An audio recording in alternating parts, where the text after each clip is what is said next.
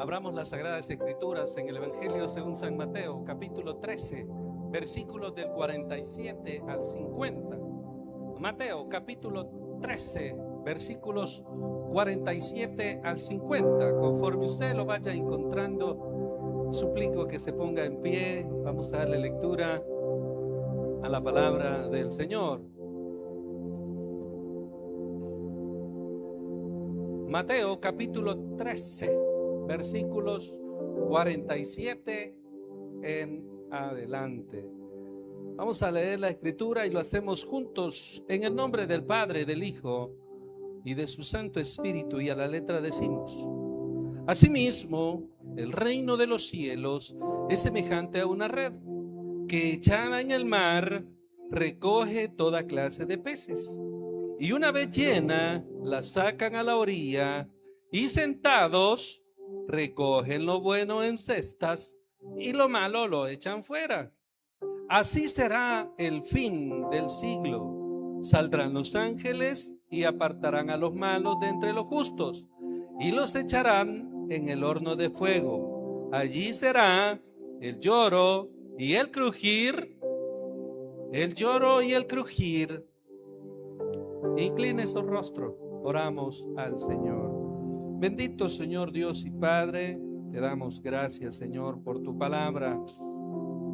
Esta tarde, Señor, básicamente ya es noche. Nos reunimos, Señor, con un solo propósito. Y el propósito es aprender cada día más de tu palabra. Desde ya, Señor, Padre nuestro, en el nombre de Jesús te damos las gracias porque nos permites reunirnos en tu nombre para poder escudriñar las Sagradas Escrituras. Hoy queremos acercarnos a la parábola de la red, Señor. Para eso te suplicamos, mis hermanos y yo, que abras nuestro entendimiento. Señor, quita toda distracción de nuestra mente y de todo orgullo de nuestro corazón. Espíritu Santo, sé nuestro maestro. Explícanos qué significa esta red, qué son los peces buenos y los malos, y qué nos quieres decir a nosotros sobre el fin de los tiempos y de nuestra vida hoy. No queremos solo llenar nuestra mente de conocimiento. Queremos que tu palabra, Señor, nos examine. Queremos, Señor, que tu palabra nos corrija y nos acerque más a ti. Permite que seamos peces buenos, que permanezcamos en tus cestas. Bendice, Señor, tu palabra. Háblanos, Señor, porque tus siervos escuchamos. En Cristo Jesús, Señor nuestro, te lo pedimos todo. Y la iglesia dice: pueden tomar su asiento, mis amados hermanos. Esta parábola, pues, es el estudio bíblico de este día que, a petición de nuestro pastor, se va a desarrollar. Mi Señor Jesús, mis amados hermanos, contó esta parábola justo después del tesoro escondido que aparece en el versículo 44 y la perla de gran precio que aparece en los versículos 45 y 46 del capítulo 13 del Evangelio que nos compete, que es según San Mateo. Las tres parábolas, incluyendo la de la red, mis amados hermanos, hablan acerca del reino de Dios. Pero esta parábola, la parábola de la red, tiene un tono de juicio final y es bastante fuerte. Es por eso que Jesús enseñó en Mateo 13 cada una de estas parábolas que nos revela, mis amados hermanos, una profunda verdad acerca de los misterios del reino de los cielos. Eso es lo que dice el versículo 11 de este capítulo 13, el misterio del reino de los cielos. ¿Y cuál es ese misterio? Es decir, la verdad sobre el comienzo del reino en la tierra, sus obstáculos, su expansión, su valor incalculable y su consumación en el juicio final. El reino de los cielos se define, mis amados hermanos, como el gobierno y el reinado del Señor Jesús sobre su pueblo. Por ahora es un reino invisible e interno. Ese es el reino de Dios ahorita en la tierra. Es un reino invisible y un reino interno. ¿Me sigue, hermano? ¿Por qué es invisible? Porque todavía no está presente físicamente nuestro Señor Jesucristo. Jesús gobierna nuestros corazones y cuando el Señor regrese, también será un reino visible y físico como los reinos que hay hoy en día. El contexto de este pasaje de Mateo capítulo 13, versículos 47 al 50, nos habla acerca de un entorno de la recolección, de una recolección. Luego también nos habla de una separación después de esa recolección y finalmente nos da una conclusión acerca de esta parábola. ¿Por qué el entorno? Porque esta es, dijimos, la séptima y la última historia de un discurso, mis amados hermanos, donde Jesús nos revela los misterios del reino de los cielos a través de las parábolas. De recolección, ¿por qué? Porque ese es el contexto. Porque la red representa, mis amados hermanos, el evangelio que se lanza a toda la humanidad.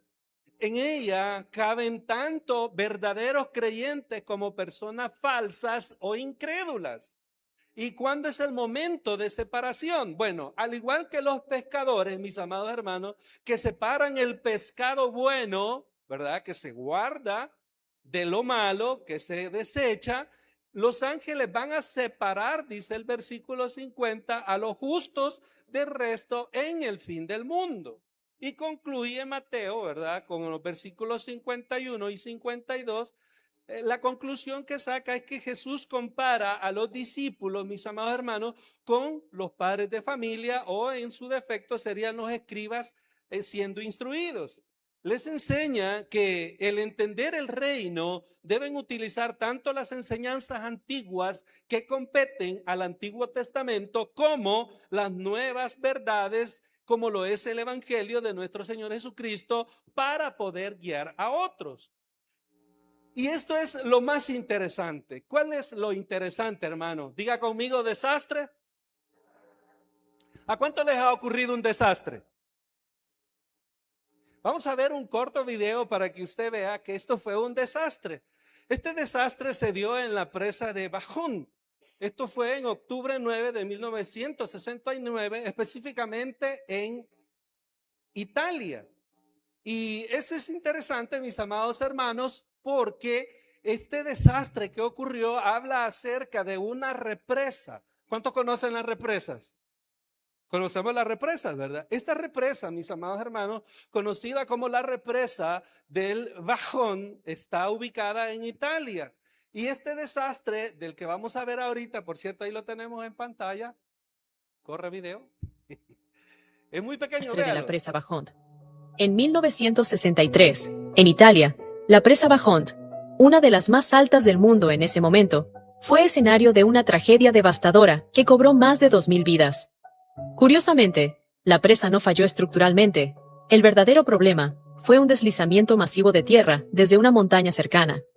260 millones de metros cúbicos de tierra y rocas cayeron al embalse, provocando una ola gigante que arrasó todo a su paso. Este desastre subrayó la importancia de la geotecnia en la construcción de presas y la necesidad de evaluar cuidadosamente los riesgos geológicos. Aunque la presa sigue en pie, hoy se erige como un sombrío recordatorio de las vidas perdidas y una advertencia para los ingenieros del futuro. Gracias, hermano. Oiga bien, a lo mejor usted se quedó. ¿Qué dijo? Ok, yo lo voy a repetir. Dijimos que era una presa, es un desastre que sucedió en la presa de Bajón en octubre 9 de 1969, ubicado en Italia. Y este desastre, como decía el video, cobró la vida de 2000 personas cuando se derrumbó una parte del monte en el que se encontraba apoyada. Esta presa, obviamente, ¿verdad? Que en ese tiempo era una de las más grandes del mundo. Según la historia, mis amados hermanos, fue parte del monte Toc, al que se derrumbó y cayó sobre esta presa que se encontraba a su límite de agua, es decir, estaba casi llena. Y se calcula, como dice el video, que unos 260 millones de metros cúbicos de bosque, de tierra y de roca cayeron sobre la presa a unos 80 kilómetros por hora. El impacto, mis amados hermanos, fue tan grande que esto ocasionó que gran parte del agua de la presa se desbordara sobre los pueblos vecinos. Aproximadamente 50 millones de metros cúbicos de agua fueron los que se sobrepasaron la presa en una ola aproximadamente de 250 metros de altura. Imagínense usted. Y me imagino que eso debió parecerse a un gran tsunami, mis amados hermanos, que dejó una ruina total a todos aquellos pueblos y lamentablemente el gran número de pérdidas humanas.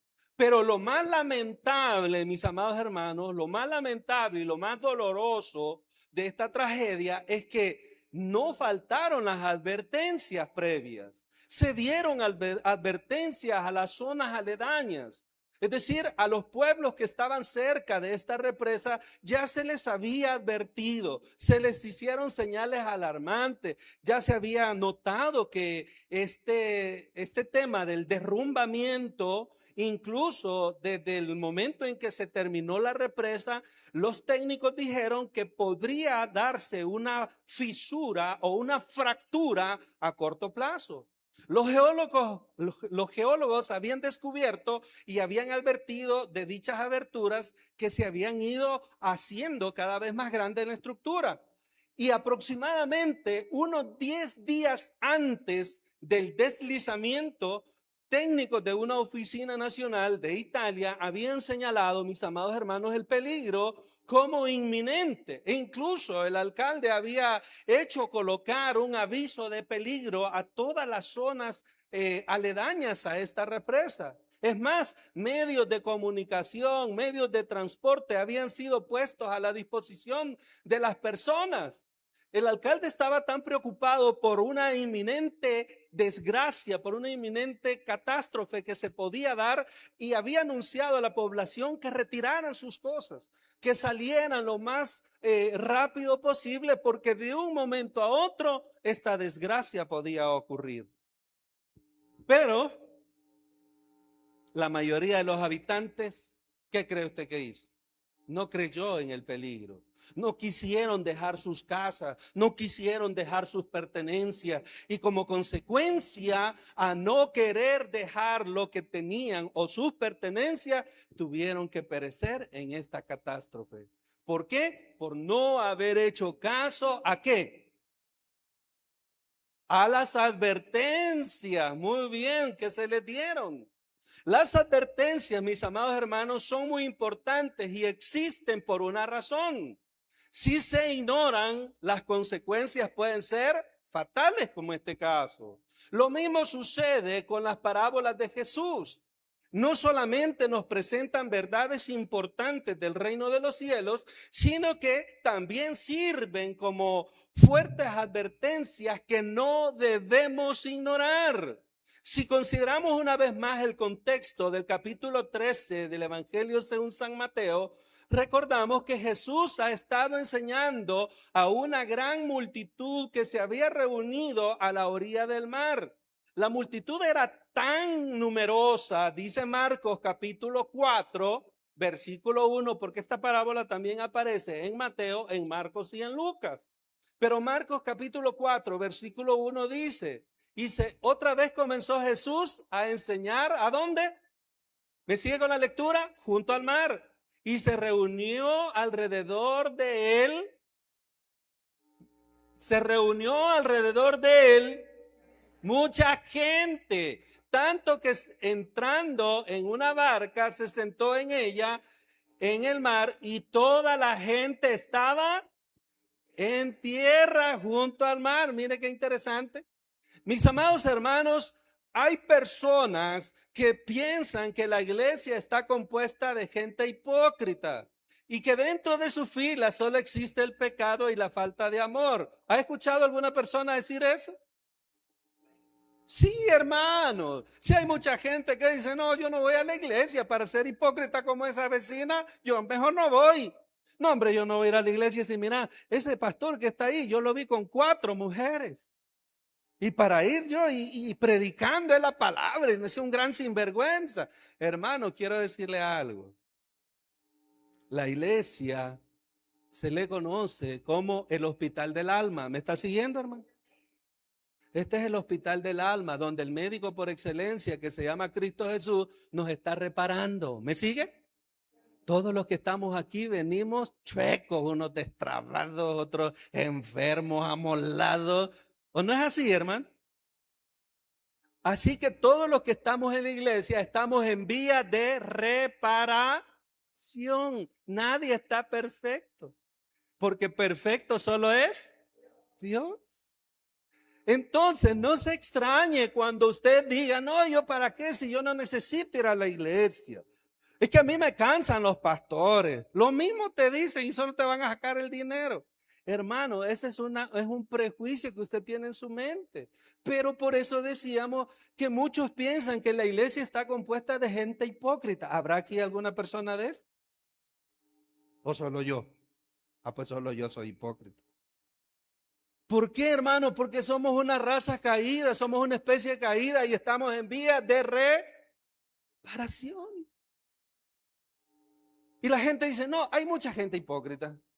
No, que en esas gente está llena de pecado, esa gente ni siente amor por los demás. Conocí a un hermano, fíjese, que dejó de asistir a la iglesia y su argumento para no asistir era que iba si solo existía. Él no iba porque en las iglesias solo existía hipocresía. Los pastores te dan la mano si les das dinero. ¿Será cierto eso, hermano? No. Nosotros no le pedimos dinero. Ahora que si usted no quiere dar, pues nosotros lo agarramos, ¿verdad? Pero no ese es el objetivo. Entonces este hermano me decía, no, yo no voy a la iglesia porque es que ahí están llenos de hipócritas. Hay una gran hipocresía. Y fíjese lo más curioso, este hermano no ha vuelto a congregarse. Otras personas que abrazaron la fe del cristianismo han tropezado por lo que se ha dado en llamar a los hermanazos. ¿Y cuáles son los hermanazos? Aquellos que tienen buen corazón y les apoyan, pero media vez consuman su necesidad, se olvidan de quienes les ayudaron. ¿Me sigue, hermano? Es que en la casa del Señor hay de todo, hermano. Pero la Biblia dice que todo lo que nosotros hagamos, lo hagamos para Dios y no para los hombres. ¿Me sigue, hermano? Si tu mano le da X cantidad a un hermano que no lo sepa a tu izquierda, dice, dalo, hermano, porque tú no das nada de lo que a ti te pertenece. Nosotros damos de lo que Dios nos da a nosotros. ¿Cuántos dicen amén a eso? Entonces no rezonguemos, hermano lindo. Si el hermano cree que se aprovechó de usted porque se lo estafó con cierta cantidad de dinero, ese es problema de ellos, hermano. Yo se lo digo con honestidad. Yo he sembrado en muchos corazones, obviamente no amor, ¿verdad? Sino ayuda social. Y no espero nada a cambio, hermano. Y los hermanos de repente dejan de hablarme porque ya no se les siguió apoyando, por las razones que sea. Pero yo me voy a molestar por eso. No, hermano, porque la Biblia dice en Gálatas 6:7 que Dios no puede ser burlado, porque todo lo que el hombre siembra, eso mismo segará. Entonces yo ya sembré, hermano, yo ya sembré una bendición. ¿Y cuál va a ser mi cosecha? Una multiplicación de bendiciones. Es que si el hermano lo agradeció, la hermana lo agradeció, ese es problema de ellos, hermano, porque yo lo hice para Dios y no para los hombres. ¿Me está siguiendo, hermano? Y ese es el error de muchos de esos hermanazos que tropiezan, porque alguien, o mejor dicho, fueron víctimas de estafa, fueron víctimas de engaños, decepciones y altas traiciones como parte de algún miembro de la iglesia, y por eso se retraen, por eso ya no vienen a la iglesia. Y muchos dicen, no, es que sabes que yo no voy a la iglesia porque ese pastor es hipócrita. Sí, hermano, bienvenido. Si aquí no hay perfectos, la Biblia dice, porque no hay ni un tan solo justo. ¿Me está siguiendo, hermano? Mira el que está a la par. Él no es injusto, él es justo, amén. Él es un hijo de Dios. Entonces, mis amados hermanos, muchos de ellos se retraen porque sufrieron alguna decepción dentro de la iglesia. Incluso los jóvenes que hoy se les ha denominado la generación X, ya no quieren saber nada de la iglesia. Y esta generación X mejor buscan otra forma de religión. ¿Me sigue, hermano? No, yo para qué voy a ir a la iglesia. Le digo, yo tengo una hija que es adolescente y a veces le cuesta caminar en este camino de Dios. Y yo le digo, ¿y por qué? No, es que mira, yo estaba ahí sirviendo y la hermana todas las clases me las mandaba a medianoche. Y es cierto. 11, 12 de la noche le mandaba la clase y tenía que hacer la primera hora de la mañana. Entonces era falta de conciencia. Pero bien, y así están los jóvenes. Yo creo que absolutamente todos los que estamos aquí nos hemos llevado una decepción o un tropiezo y se siente bonito o se siente feo. ¿Cómo se siente ante las decepciones? Ah, bonito. Bueno, usted sintió bonito, yo he sentido feo. ¿Por qué? Porque esos son momentos que uno pareciera como que toda la iglesia del Señor estuviera corrompida y vienen a nuestra mente pensamientos de abandono y separación de la misma. Pero para darnos una respuesta y un consuelo ante tales acontecimientos y eventualidades que se dan en la vida cotidiana, el Señor nos ha dejado una de estas respuestas. Y esas respuestas las encontramos en la parábola de la red. Versículo 47. Mateo capítulo 13, versículo 47. Quiero que lo lea conmigo, por favor. Asimismo, el reino de los cielos es semejante. Ahí hay 4 cosas. ¿Por qué no la subraya, por favor? Hay 4 cosas que habla ahí. Hay una, primeramente, una red. ¿Que echada a dónde? Esa es la otra cosa. ¿Qué hace esta red cuando la tiran al mar? Tercera cosa, toda clase de peces. Versículo 48. Y una vez, ¿qué pasa? La sacan a la orilla y sentados hay una separación, ¿verdad que sí? Y sentados recogen lo bueno en cestas y lo malo lo echan fuera. En la iglesia de hoy en día, mis amados hermanos, que es el reino de Dios, como le llama la Biblia, muchas veces yo he observado videos del gran evangelista Billy Graham. Y en las campañas de Billy Graham, mis amados hermanos, hay una conversión masiva de personas que después de la predicación aceptan a Cristo. Y uno dice, wow, qué campaña, fue un gran exitazo. Pero yo siempre me he preguntado, de esa cantidad de personas que asistieron a ese evento y que recibieron a Cristo en su corazón, ¿será que todas asisten a una iglesia? Muchas veces reciben a Cristo por emoción, por necesidad, o porque les llamó la atención, mis amados hermanos, o en los cultos evangelísticos, o tal vez aún en el compartir de persona a persona que se comparte el evangelio, como cuando usted sale a evangelizar. Bueno, yo he ido a evangelizar como en 2 ocasiones acá y nos hemos encontrado con personas que reciben a Cristo, hermano. Y luego me he percatado que yo ya le hablé de Cristo, recibió a Cristo, y cuando ya regreso de mi ronda, ya voy a reunirme con los hermanos, está otro hermano hablándoles de Cristo y también lo está recibiendo. Bueno, digo yo, ¿y no será que no lo recibió conmigo? ¿Y qué pasó? Ahora, el punto de todo eso no sería que reciba 20, 30 veces a Cristo, no. El punto de todo eso es que viniera a la iglesia. Porque muchos son atraídos por el mensaje, tal vez porque el predicador habló muy bonito, o porque en esos momentos estaban con crisis o con problemas de cualquier índole, o simple y sencillamente porque la palabra es poderosa, hermano. La palabra de Dios dice que puede romper cualquier cadena que usted se encuentre en ese momento y la esté escuchando.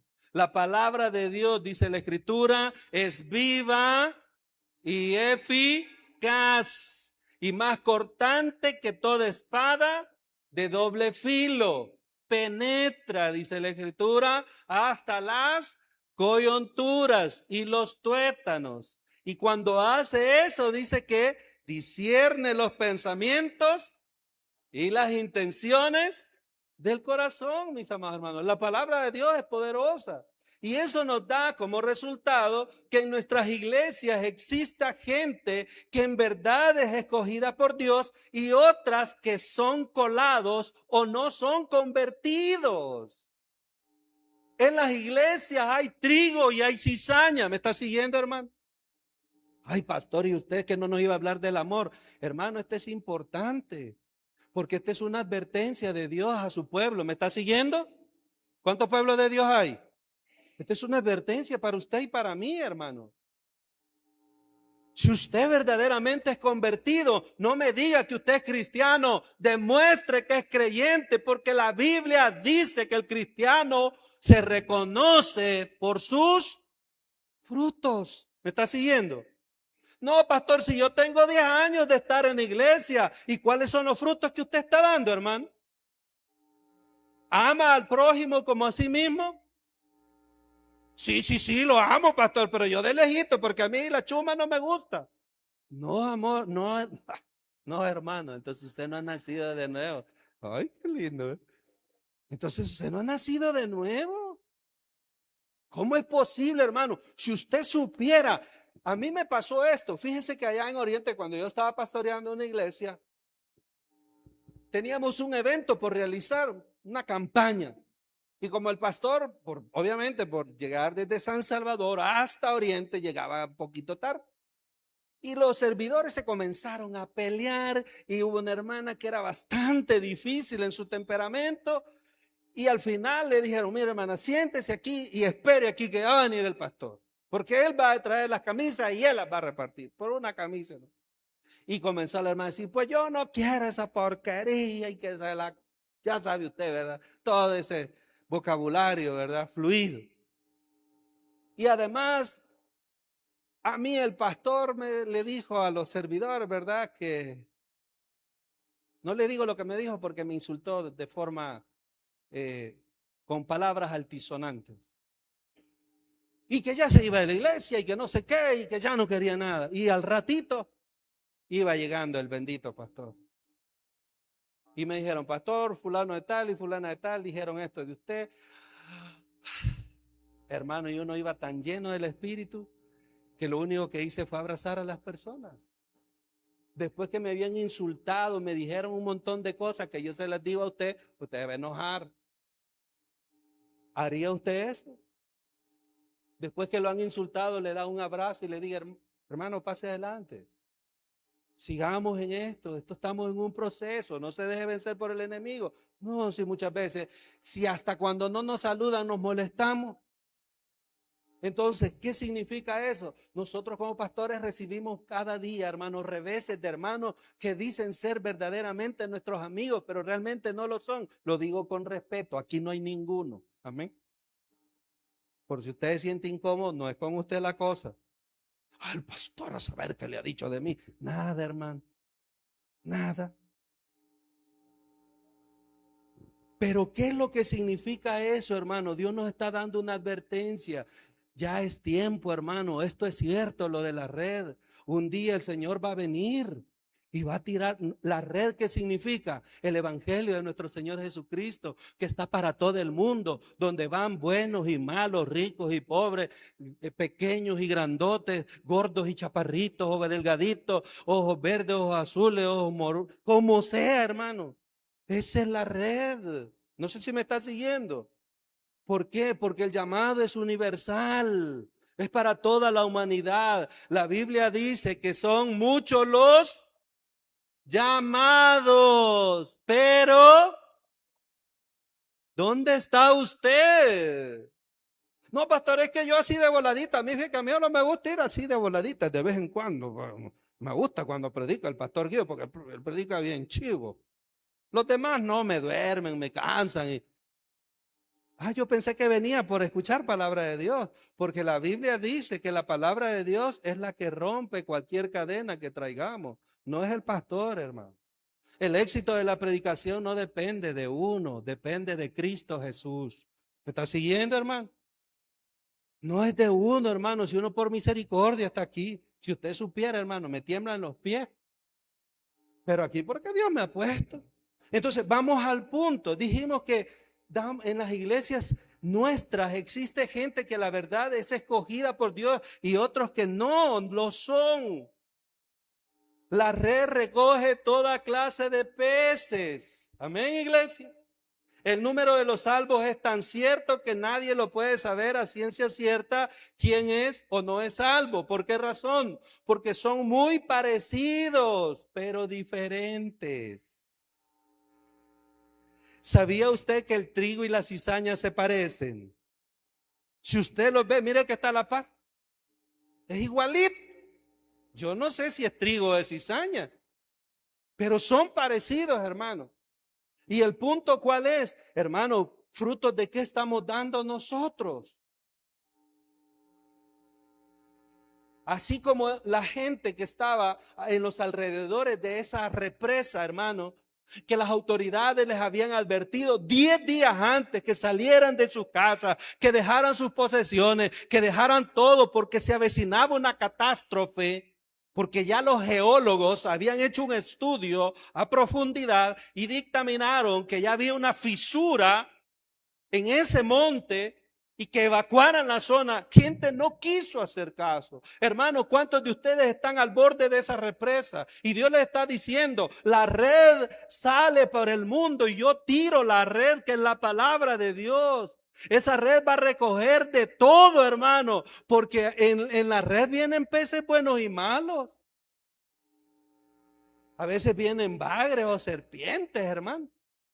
¿O no es así? Vaya a ver cuando usted tira una red allá en el río, si a veces hasta zapatos vienen. ¿O no es así? ¿Y usted la tiró para qué? Para pescar. Y lo mismo sucede en el caso de esta enseñanza que nuestro Señor Jesús nos está dando. Hay cristianos que son muy parecidos pero diferentes. Son muy parecidos, pero la cizaña cuando da fruto, ¿sabe que el fruto de la cizaña es veneno? ¿Me sigue, hermano? Y hay mucha gente, y se lo digo con conocimiento de causa, hay gente que es bien dada al servicio, hermano, que son bien obedientes. No, hombre, que si uno les dice tráele agua, llevarle agua, hacete para allá, el hombre se hace para allá, hacete para el otro lado, el hombre se hace para el otro lado, hacete para atrás y da pasos hacia atrás, que para adelante. Él lo hace, hermano. Pero ¿de qué le sirve esa obediencia si su corazón no ha sido transformado? ¿De qué sirve, hermano, todo eso? Si todo lo material aquí queda. ¿Me está siguiendo? Los únicos que creían que podían llevarse algo después de esta vida eran los egipcios, que hasta ponían lanzas, les ponían dinero y comida a los féretros. Pero aquí no es así, hermano. Y existen personas que incluso tendrán muchas de las obras del Espíritu Santo, es decir, que incluso por algún tiempo pueden trabajar para el Señor, porque la Biblia dice en el capítulo 6 de Mateo, Señor, Señor, y en tu nombre echamos fuera. ¿A quiénes? En tu nombre echamos fuera demonios, pusimos las manos sobre los enfermos y estos sanaron, e hicimos esto y lo otro. ¿Y qué les dirá el Señor en aquel día? Nunca os conocí, apartados de mí, hacedores de maldad. Qué desgracia fuera, hermano, que ahorita sonaran las trompetas y usted no fuera transformado. Qué desgracia fuera, hermano. Qué oportunidad más valiosa usted perdiera si por andar en su pensamiento vano y vago pierde su salvación. Qué difícil fuera, hermano. Porque no crea que lo que le espera después que la iglesia sea raptada, después que la iglesia sea llevada con el Señor, va a estar esto color de rosa. Vienen tiempos difíciles. Si medio nos asustamos cuando se estremece la tierra y ahora ya no digamos después del arrebatamiento que se va a ejecutarse la maldad en todo su esplendor, que usted ni va a hallar dónde meter la cola, hermano. Y ahora que tiene la oportunidad de recibir a Cristo en su corazón y hacer las cosas correctamente como Dios manda, ahora que estamos en el tiempo de bendición, cambie, hermano. Ya es tiempo, maduremos, hermano. Esta salvación que Jesús le ha dado no es cualquier cosa.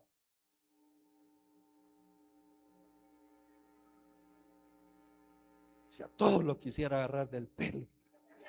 Ah, no, no, ese no era así.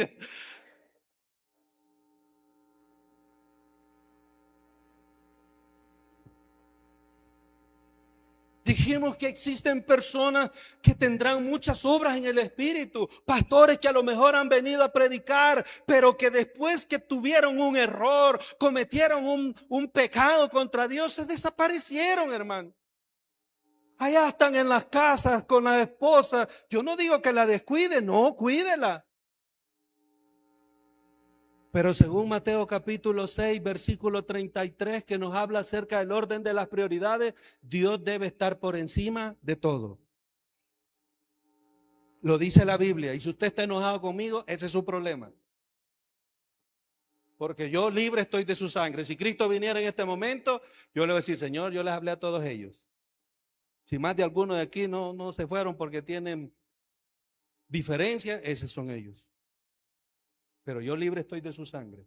Y la tierra y el cielo están de testigos en este día, que se les ha exhortado la palabra de Dios. Este tipo de personas que un día sirvieron al Señor y que dan evidencias de que son cristianos, pero nunca vienen verdaderamente al conocimiento de Dios y por ende nunca son salvos, hermano. Me decía alguien por ahí, porque ha venido mi sobrino. Ellos viven en el extranjero. Y me dice, tío, mira, mañana podemos ir a comer y yo te voy a invitar. No, hijo, fíjate que yo el día miércoles, papi, yo voy para la iglesia. Dios es primero. Sí, pero mira, tenemos 12 años de no vernos. Y no digo, no es jactancia. A lo mejor yo soy el peor o más pecador que todos ustedes. Pero esa es mi definición. No, es que mira, queremos andar contigo. No, querés un carro, te lo presto, más llévatelo. Un día voy a tener chance y pues vamos, pero este día no. Y el día viernes, menos. Es que me voy el domingo, que te vaya bien, hijo. Así es, hermano. Yo no digo que usted sea así. Ay, qué pastor más ordinario. Ay, hermano. Versículo 48. 13:48 de Mateo. Léalo conmigo, por favor. Y una vez llena, ¿el que se ha llenado, hermano? La red, ¿de qué se llenó? De peces. Y una vez llena, la sacan a la orilla y sentados, recogen lo bueno en cestas y lo malo lo echan. La diferencia entre buenos y malos. Los pescadores, cuando sacan las redes, mis amados hermanos, como dice ahí el texto, separan los peces. Porque hay especies que no sirven para comer porque su carne es amarga o porque incluso son venenosos. Y un buen pescador sabe distinguir entre por ejemplo, un boca roja y un salmón. Son buenos, ¿verdad? Son buenos. Porque hay un sabor e incluso también el precio, ¿verdad? Porque usted agarra unas pepesquillas que hay en Apulo y me va a comer un salmón, pues no se compara, hermano. ¿Sí? Si ahí en Apulo Huilines le venden todos tostados. Pero como a usted le gusta, pescadito seco, que comen los pellejitos de los pies, ¿verdad? Pero bueno, este es otro bola. ¿Sí? Entonces decíamos que el pescador sabe distinguir entre los peces que son buenos, por el sabor, por el precio, ¿verdad? Que se difiere del uno del otro. De igual manera, mis amados hermanos, la única manera de saber quiénes son los justos y quiénes son los malos en la iglesia es a través del fruto. Gálatas capítulo 6, capítulo 5, versículo 19. Gálatas 6, 5, perdón, Gálatas 5, 5, 5, 5, 19. Y manifiestas son las obras de la carne. Mi amado hermano en Cristo, precioso del Señor, lindo, hermoso, chulo, guapo. ¿Sí? Si usted anda en algunas cositas que menciona ahí, debemos de verificar nuestra conversión. No vaya a ser que andemos caminando correctamente y andemos una de palo, pero no grabando lo presente. Bueno, y manifiestas son las obras de la carne. ¿Cuáles son las obras de la carne?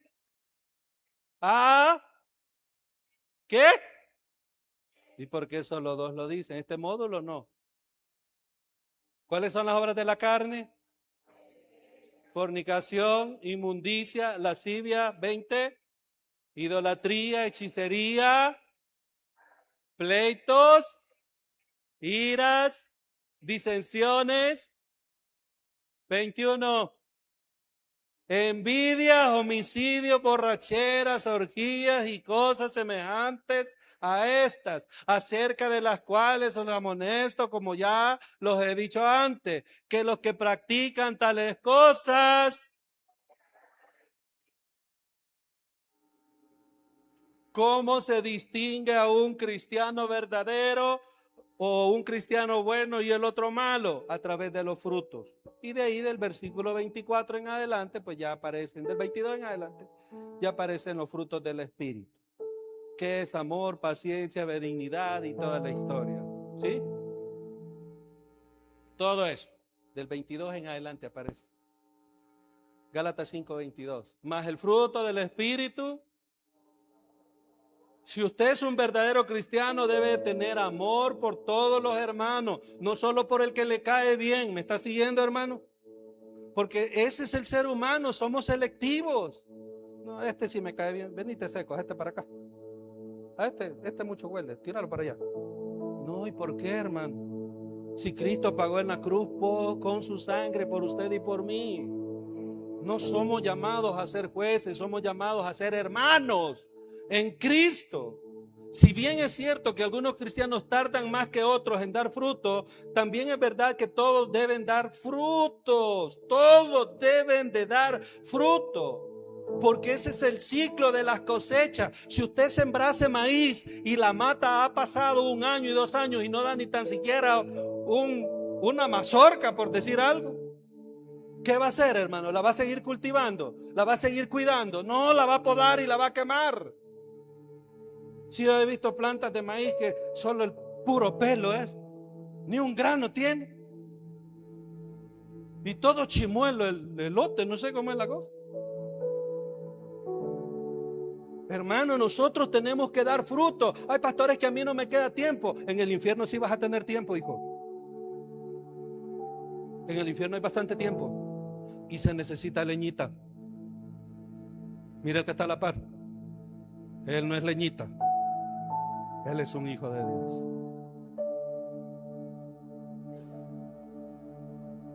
El fruto de los malos es el fruto de la carne. Pecados sexuales, ya lo dijo Gálatas. Los pecados religiosos. 6 cosas que abomina el Señor. Proverbios capítulo 6, versículo 19. Proverbios 6, 19. ¿Qué dice?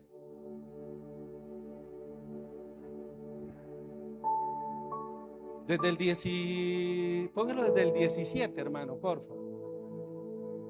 Pues 16 o 15. 6 cosas aborrece y aún 7. ¿Cuáles son las cosas que abomina Dios? 17. Los ojos altivos, las manos derramadoras de sangre inocente, el testigo falso, ¿qué más? Y el que siembra discordia entre hermanos. La única manera, mis amados hermanos, de estar plenamente seguros de que somos salvos, dice la Biblia, es creer en el Señor Jesucristo y amarle con sinceridad y esforzarse por andar con toda buena conciencia delante de Él. ¿Por qué? Porque el fin de los malos es el infierno. Y esa es una realidad. Cristo está a las puertas, hermano. Cristo está a las puertas. Usted, si usted quiere, retráigase, haga lo que quiera, hermano. Pero este día Dios ha hablado a su vida y ha hablado a la mía. O corregimos lo que anda chueco, o Dios se lo va a enderezar. No esperemos a que Dios nos dé una palmadita, porque nos va a dejar caminando como que somos cangrejos. Vamos a andar caminando de lado por andar haciendo las cosas que no debemos. Así que, mis amados hermanos, el juicio de Dios se acerca y ya es tiempo que nosotros demos ese cambio. Si alguien o algo lo ha hecho tropezar o pensar que la iglesia no es otra cosa más que un nido de hipocresía y que por este tropiezo alguna vez o ahora mismo ya no tiene ganas de seguir adelante o piensa que ya no tiene caso seguir, el Señor nos ha mostrado ahora que si usted es un verdadero hijo suyo, podrá soportar todos los tropiezos y todas las pruebas. Y nos ha mostrado que si bien es cierto la iglesia tiene mucho de qué avergonzarse, también es cierto que no todo es negativo y que la verdadera iglesia triunfará sobre todos los tiempos. Y también en esta hora el Señor le invita a usted y a mí a reflexionar sobre nuestra vida como cristianos y el fruto que estemos dando. Cristo está a las puertas. Él ha dicho siempre que su promesa está vigente para usted y a mí. Y nos repite una vez más que Él ha venido para que tengamos vida y la tengamos en abundancia. Le damos un fuerte aplauso al Señor.